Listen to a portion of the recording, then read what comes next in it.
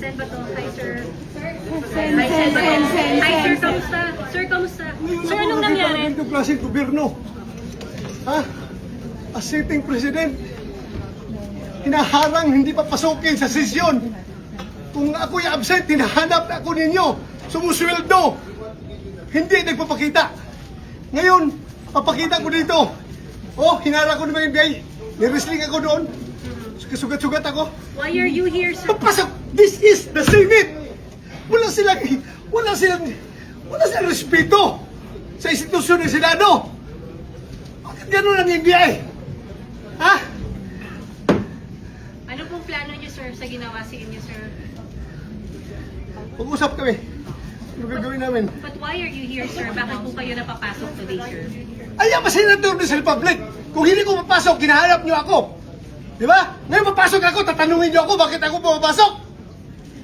But is, sir, may kinalaman sa pag-user para makabuo ng numbers? Lahat yan, trabaho ng senador. It's okay. Ano muna? Kalma muna.